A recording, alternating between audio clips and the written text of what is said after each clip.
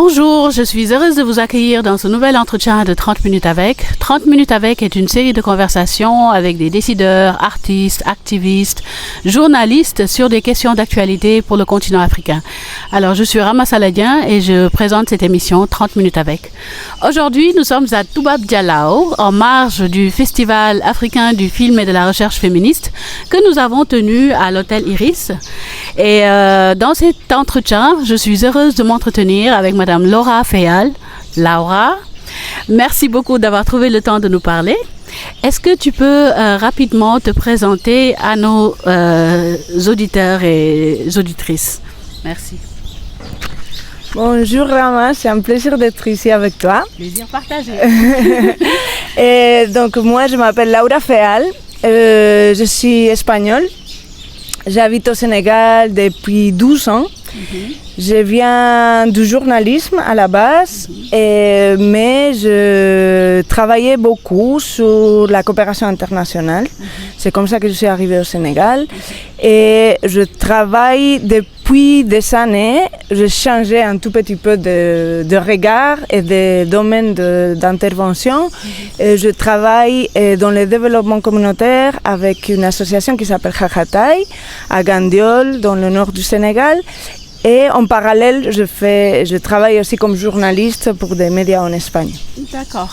Khakhatai, justement, est-ce que tu peux nous parler de Khakhatai, qui se trouve à Gandiol, qui est une initiative magnifique, je trouve, pour le secteur des arts et la culture? Comment est-ce que ce projet est né? À quelle fin? Et quel regard vous jetez sur ce que vous avez pu accomplir jusqu'à présent? Merci. Donc voilà, Khakhatai, c'est une association sénégalaise qui a été créée par Mamadou Dia, qui est un jeune, qui dans les années 2000-2006, il est parti en Espagne, il a pris une pirogue et il est parti.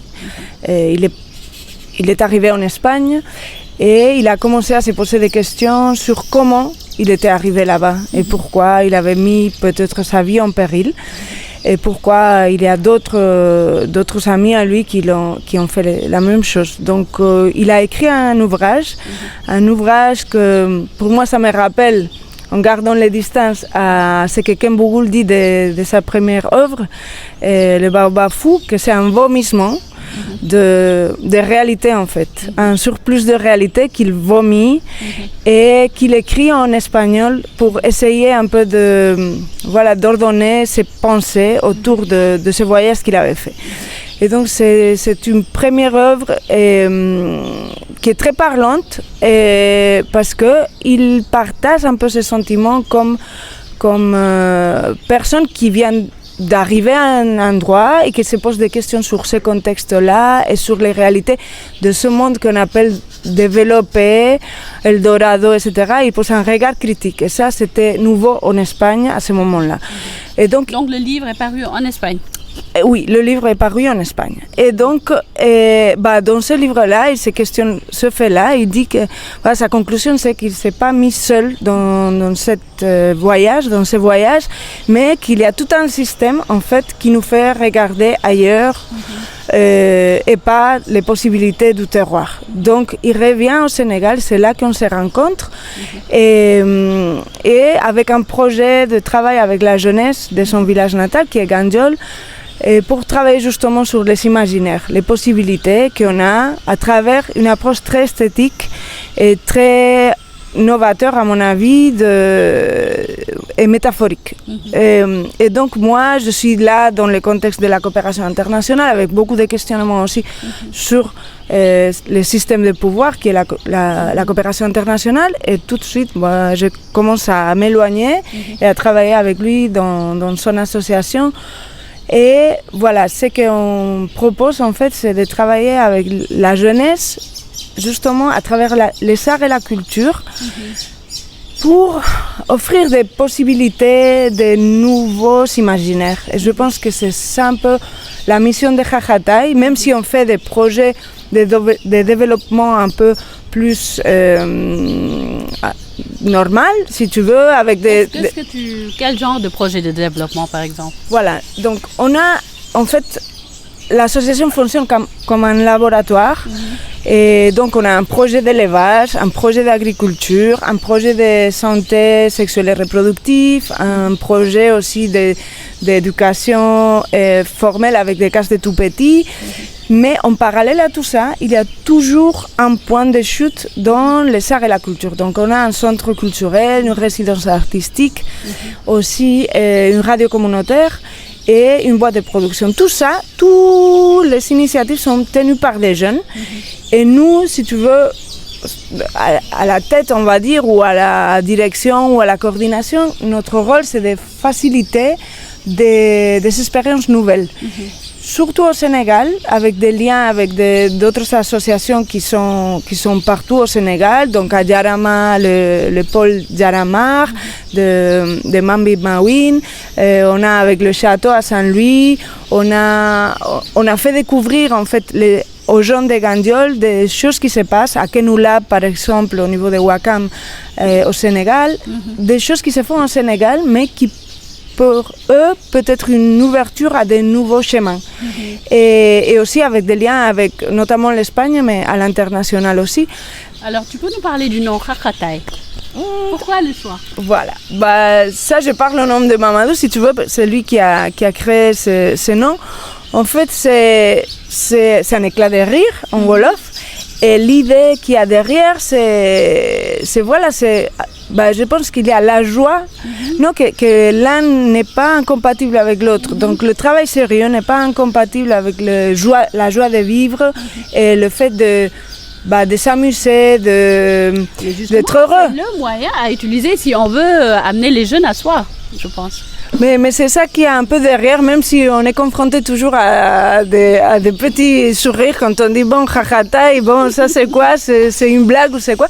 Mais derrière, il y a toute cette philosophie de joie, d'être ensemble, mais de le faire aussi avec un plaisir du partage, et que ça n'empêche pas le fait qu'on soit sérieux, qu'on propose des alternatives, qu'on soit, tu vois, organisé. Ça ne va pas à l'encontre en fait. Exactement. Donc à part les projets de développement dont tu parlais, vous avez aussi des initiatives dans le secteur des arts, des industries culturelles et créatives. Tu peux nous donner des exemples de ce type de projet? Oui. Donc là, on a commencé avec le Centre culturel Aminata, qui est un centre qui est géré par les jeunes, qui a été construit par les jeunes aussi de Gandiol. Et c'est qui Aminata? L'histoire d'Aminata, elle est un peu compliquée. Aminata, c'est une femme, une amie à nous, qui travaille dans l'architecture durable et qui travaille avec Mamadou pour la conception du centre et qui est décédée. Et donc du coup, quand elle est décédée, le projet avait été pensé par Mamadou et elle avait fait des recommandations aussi d'une construction participative. Mais on l'avait budgétisé comme ça et donc on l'avait mis à l'écart carrément parce qu'on n'avait pas les moyens. Mais quand elle est décédée, il y a eu les parents, les amis qui ont voulu que le centre soit en vie. Et donc on l'a créé avec la participation de plus de 200 personnes, des amis à elle, des amis des gens du village. Et le processus de construction était très très beau parce qu'il y avait toute cette énergie aussi pour elle. Et donc voilà, c'est ça un peu la petite histoire du nom et cet hommage qu'on lui a fait. Et donc le centre a pris vie et continue à être en vie presque 8 ans après. Donc c'était en 2015 qu'elle est décédée. Le centre a été construit en 2016 et on l'a inauguré en 2017. Et c'est un centre qui a accueilli des prestations, de beaucoup de types d'art. Et à ce moment donné, on a vu le besoin d'accueillir aussi des gens pour qui travaillent, qui s'inspirent du contexte gandiolais, parce qu'on voyait aussi que des fois, les gens avaient envie de travailler sur des problématiques ou des ressources du Gandiol. Et donc on a créé une résidence artistique qui va avec et qui prétend être en lien avec le territoire. Donc on accueille des gens qui veulent venir bien pour s'inspirer du contexte de Gandiol qui est très riche, parce qu'il y a au niveau environnemental, il y a la salinisation qui avance, l'érosion côtière, les nouvelles possibilités aussi de ce changement climatique qui nous donne de mauvaises surprises, mais aussi qui ouvre des opportunités. Et voilà, le travail avec des femmes, le travail avec les jeunes, le travail Et donc, on ouvre cette champ des possibles à ceux qui viennent à la résidence, mais aussi qu'ils veulent travailler avec des jeunes bien de Gandiol ou bien de Saint-Louis qui commencent dans l'exploration artistique. Et donc on accueille aussi des résidents qui veulent par exemple être appuyés ou être en binôme avec quelqu'un du territoire, et c'est ça qui nous paraît intéressant parce que ça permet aussi de monter en compétences. Donc c'est ce type d'initiative qu'on a commencé à faire au Gandiol, mais après on est passé à Saint-Louis, ça fait 2 ans, avec une approche différente. Une approche en fait qui est née de ce travail de Gandiol et qu'on propose aussi une nouvelle façon de construire avec des matériaux locaux et des matériaux de recyclage, et qu'on a commencé à penser à travers une optique qu'on appelle patrimoine en mouvement. Et donc c'est comme ça qu'on a fait le saut à Saint-Louis. Donc Saint-Louis c'est la ville coloniale, c'est un peu toujours ce discours de ce patrimoine-là ancien qui revient. Et en fait, la proposition de Jajatay, c'est qu'est-ce qu'on fait avec. Et ce patrimoine-là n'est pas immobile, il est en mouvement. Et c'est à la génération de maintenant de trouver du sens, si elle le trouve, et sinon de proposer autre chose. Donc c'est ça l'idée du travail à Saint-Louis. D'accord. Alors, est-ce que toi ou Mamadou êtes des artistes ? Pourquoi le choix de travailler dans le secteur des arts et des industries culturelles et créatives ? Je parle toujours de lui. Lui, c'est un artiste. Il se dénomine aussi artiviste, comme tu as dit tout à l'heure. Et en fait, sa discipline, elle est variée, mais c'est surtout une approche esthétique que je pense qu'il donne au projet. Si on s'approche de Jajatay, on verra qu'il y a une marque que l'on voit à travers les couleurs qu'on fait toujours avec de l'oxyde de fer. Donc on essaie de travailler beaucoup avec les ressources qu'il y a autour. Et donc c'est des couleurs un peu qui rappellent le territoire où on est. Mais il y a aussi cette architecture qui est un peu du rêve. Qui est un peu qui propose c'est des méthodes peut-être anciennes mais qui revient avec une forme nouvelle. Donc ce sont des mots, je pense qu'on s'y retrouve. C'est le rêve, c'est la joie, c'est le oser faire aussi. Il y a des bâtiments qu'on fait avec des fenêtres qui sont comme ça un peu en diagonale. Et les gens nous disent mais c'est quoi cette proposition si folle? Et en fait c'est pourquoi pas. Peut-être ça va pas, mais on essaye et on verra qu'est-ce que ça donne. Donc pour moi et pour lui, Mamadou c'est un artiste dans ce sens-là. Et les événements qu'on organise à Jajatay sont toujours cette touche, je pense, de esthétique. Moi, il y a une politique derrière cette esthétique. On utilise beaucoup les mots en Wolof aussi, justement pour redonner une vie actuelle, moderne à des choses que des fois au village on pense que c'est pas moderne ou on a honte de mettre en valeur. Et Jajatay, je pense qu'il vient apporter cette fierté d'être du village mais de proposer d'autres choses à l'ère contemporaine. Et je pense que c'est ça qu'il y a derrière. Ouais. Merci beaucoup Laura. Alors, on te découvre avec le travail que tu fais à Gandiol. Mais bien avant ça, tu es journaliste de formation, de profession aussi. Est-ce que tu peux nous parler de ce travail? Quels sont les sujets qui t'inspirent?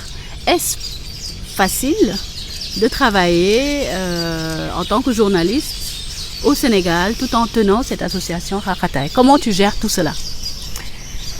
Merci. Tout d'abord dire que Hakkataay c'est une équipe, une grande équipe et donc ça facilite. Combien de personnes à peu près? Dans la gestion un peu de la chose, et peut-être il y a, ça dépend de la période, mais une dizaine de personnes.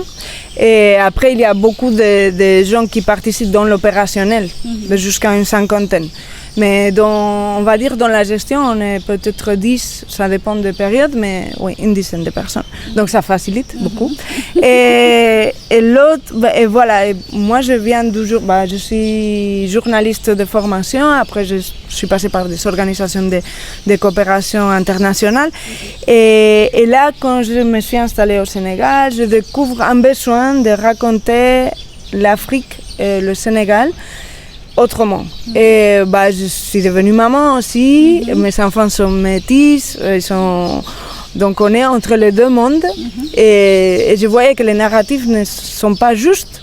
Et donc ce qu'on reçoit en Espagne de ce qui est l'Afrique, c'est très partiel. Je ne veux pas dire que c'est faux, alors qu'il y a des fausses informations aussi, mais c'est surtout un regard biaisé et surtout sur des choses un peu les clichés, non? Voilà, les maladies, les catastrophes, les pénuries, etc. Et donc pour moi, c'était... et comme je ne dépends pas financièrement de ça, et je pense que c'est quelque chose qu'il faut dire, j'ai le privilège d'essayer de proposer des articles qui me parlent, qui me touchent et qui pour moi vont dans ce sens de proposer autre chose. Donc c'est comme ça que je m'approche aux arts et la culture, parce que je pense que c'est de là où on propose des choses hyper intéressantes et qui ouvrent de nouveaux imaginaires encore une fois, mais pour des lecteurs et des lectrices espagnoles. Donc je travaille dans la presse, donc je travaille dans l'écrit et j'essaie de m'approcher à des personnes, des initiatives qui sont, je ne veux pas dire positifs, mais qui ont un regard nouveau sur l'Afrique et que des fois ils interviennent sur des domaines qui sont problématiques, qui sont difficiles, mais qui portent de l'espoir, qui portent un regard nouveau, qui portent l'agence des artistes d'ici, des gens d'ici, qui est, pour moi, c'est une référence aussi pour l'Europe. Parce que quoi que l'on dise, là où il y a la crise, c'est là-bas. C'est la crise des valeurs, c'est la crise de narratifs, c'est la crise d'espoir, c'est la crise des rêves qui fait, à mon avis, qu'on avance comme société. Et là, je le vois vraiment en stand-by et en régression. Et par contre, ici, je vois, et là, c'est demain qui commence la Biennale, c'est aujourd'hui qui commence la Biennale, et ça, c'est l'espace de rêve. Et au quotidien, mais aussi dans des événements culturels et artistiques, c'est là où on a des propositions qui peuvent nous sauver tous et toutes, non, je pense, oui. Merci beaucoup, Laura. Si tu devais nous parler de ton expérience de vivre au Sénégal depuis 12 ans, qui n'est pas une petite période, quels sont les 3 mots qui te viendraient à l'esprit, qui définiraient cette expérience? Et pourquoi le choix de ces 3 mots? Le premier, c'est apprentissage. Et oui, pour moi, c'est un coup de questionnement quotidien que je fais, qui est fatigant, mais qui me nourrit. Mais c'est fatigant. Je vous comprends, et vous, que vous habitez aussi ailleurs de votre lieu d'origine, ça c'est quotidien et c'est fatigant. Tu arrives épuisé à la fin de la journée. Mais pour moi, c'est très, très riche en apprentissage. Donc ça, c'est le premier mot. Le deuxième mot, je ne veux pas tomber dans les clichés encore de la joie, etc. Non, mais je pense qu'il y a une certaine envie de vie, quoi. Je pense qu'il y a, il y a des choses qui vont pas bien et les gens ont du mal des fois à vraiment arriver au bout du mois ou de la semaine ou de la journée, mais il y a quand même une certaine envie de vie, ouais. Et ça aussi c'est très inspirant pour moi. Et le troisième mot, ce serait... c'est la famille pour moi, c'est un deuxième... je ne peux pas revenir en arrière et je ne le ferai pas, mais c'est un chez moi aussi parce que voilà, mes enfants sont d'ici. Moi, comme on me dit pourquoi je parle un peu Wolof, je dis parce que fille à Maguet, et c'est vrai, j'ai passé une dizaine d'années, donc fille à Maguet un tout petit peu. Ouais. Merci beaucoup Laura. Tu peux nous parler de tes projets, en tout cas dans le secteur des arts et de la culture. Quels sont tes projets et quels sont les défis aussi auxquels tu es confrontée dans ce secteur-là? Et pour toute personne créative, qu'est-ce que tu penses qu'il est urgent d'améliorer? Voilà, moi, je n'ai pas répondu tout à l'heure, mais je ne me sens pas du tout artiste. Et j'explorais ça, mais à un niveau personnel, dans des circonstances très personnelles, mais... Et j'aimerais, mais voilà, non. Mon rôle, je pense, dans le domaine des arts et culture, à mon petit niveau, c'est de créer des ponts, en fait. On a de plus en plus un réseau de circulation aussi, et pour moi, ma mission, c'est de créer des ponts, surtout pour la jeunesse, surtout pour les artistes que je trouve qui apportent beaucoup au discours, au narratif, etc. Et donc, d'essayer de les appuyer, de les faire circuler, de les faire connaître à travers le journalisme, à travers aussi de ce qu'on a, des infrastructures d'accueil. Donc ici dans les Cinefem Fest, je dis aux jeunes créatrices, venez à Gandiol si vous avez envie de loger pour écrire, pour réfléchir à vos travaux, venez. Donc pour moi, c'est créer ces ponts-là avec les moyens qu'on a. Et on a aussi des partenariats en Espagne avec un festival de cinéma social. Donc on essaie chaque édition de faire venir des gens, surtout de Saint-Louis, mais voilà, cette année on a amené Masouka et Amina Wanyan, et on les a amenés à Bilbao, avec cet esprit aussi de... Mais regardez ce qu'ils font là-bas, c'est magnifique, c'est juste... il faut créer des ponts, il faut écouter ce qu'on dit parce que ça va vous nourrir, quoi. Et à l'inverse aussi. Donc, ce voyage, ce partage, c'est toujours intéressant des deux côtés. Et donc, pour moi, ma mission est là, et d'écrire dans les médias où je publie, essayer d'écrire aussi sur ces initiatives-là. Ouais. Merci beaucoup. Qu'en est-il de ton travail dans les festivals? J'aimerais beaucoup entendre parce qu'ici à Toubab Dialaw, nous venons juste d'assister au Festival africain du film et de la recherche, Cinefem Fest, dont tu viens de parler. Qu'est-ce que tu vois, envisages pour le secteur des arts et de la culture, mais plus précisément pour les festivals au Sénégal? Ok, bon, déjà, merci de m'avoir invité. Pour moi, c'est un honneur de partager les espaces avec vous. Vraiment, avec les personnalités qui sont passées ici et avec qui on a pu échanger très, très intimement. Et c'est un honneur et je suis vraiment reconnaissante. Et je pense que ce festival a beaucoup de potentialités et de valeurs ajoutées parce que tu viens de la recherche, tu viens du féminisme et c'est un créneau qui est fertile, je pense, pour le cinéma apporte aussi à la divulgation ou à la réflexion dans ce domaine-là des arts et de la réflexion féministe. Et après le moment de résidence aussi de cette personne on est resté 4 jours de plus pour écrire et réfléchir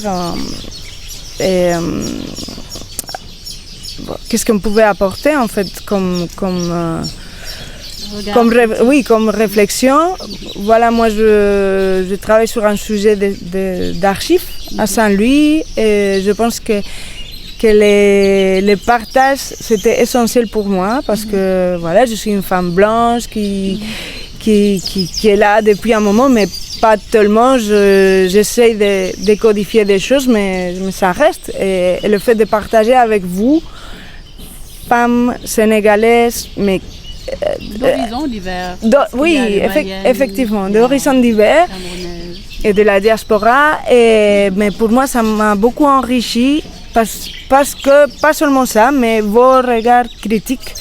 Et c'est ça qui est intéressant et c'est ça qu'on trouve dans des espaces de réflexion féministe. C'est de la critique et de la critique constructive et de la critique avec la bienveillance.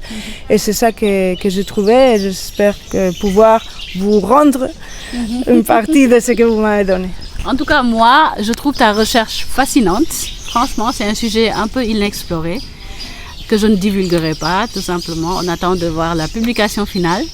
Et je voulais te remercier d'avoir pris le temps de venir te joindre à nous, de partager ton expertise dans la bonne humeur et la joie. Et voilà, j'ai hâte de voir le résultat final. En tout cas, merci beaucoup. C'était une belle rencontre ici à Toubab Diala. Merci. Est-ce que tu as un mot de la fin? J'adore tes interviews, tes entretiens et vraiment merci pour ce que tu fais. Merci à toi et à très bientôt pour un nouvel entretien de 30 minutes avec. Merci vraiment. Merci, j'espère que... Je vois le téléphone là, je me dis, est-ce que ça a déconné? Tu m'as dit? Non, on est à 25 minutes. C'est génial.